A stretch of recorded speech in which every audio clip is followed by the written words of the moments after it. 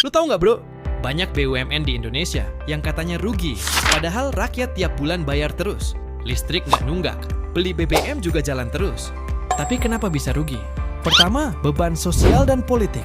BUMN sering banget disuruh jalanin program pemerintah yang sebenarnya nggak nguntungin. Kayak Pertamina yang jual BBM murah biar harga stabil. Atau PLN yang disuruh nahan tarif listrik biar rakyat nggak kaget. Tapi biaya operasionalnya tetap tinggi, pendapatannya nggak naik. Ya jelas tekor di tengah jalan. Belum lagi tugas kayak bangun jaringan listrik di daerah terpencil. Secara bisnis rugi, tapi harus jalan, karena itu tanggung jawab negara. Kedua, subsidi dan kompensasi yang cairnya lama. Subsidi dari pemerintah tuh sering banget telat cair, sementara perusahaan udah keluarin uang duluan buat nutup biaya. Alhasil, cash flow seret, akhirnya utang dulu ke bank buat muter operasional. Kompensasinya baru turun di akhir tahun, keburu ngos-ngosan duluan. Ketiga, manajemen yang tidak efisien.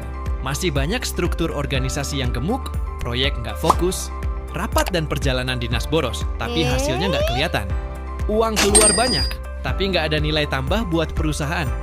Ditambah lagi dengan kebiasaan utang, serta lemahnya pengawasan dari komisaris yang tidak efektif, terutama jika diisi oleh politisi atau mereka yang memiliki rangkap jabatan, dapat membiarkan masalah operasional dan keuangan terjadi.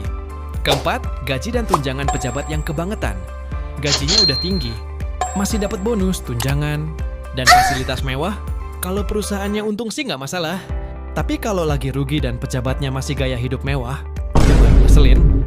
Ditambah lagi udah digaji tinggi. Masih korupsi. Terakhir, BUMN sering kalah dalam bersaing. Masalah utamanya bukan karena nggak mampu, tapi karena geraknya lambat dan kurang fleksibel. Setiap keputusan besar harus lewat banyak meja, nunggu tanda tangan, dan kadang tersandung urusan politik. Akhirnya, waktu pesaing udah jalan duluan, mereka masih sibuk rapat dan nunggu restu. Selain itu, struktur BUMN yang birokratis bikin inovasi susah berkembang.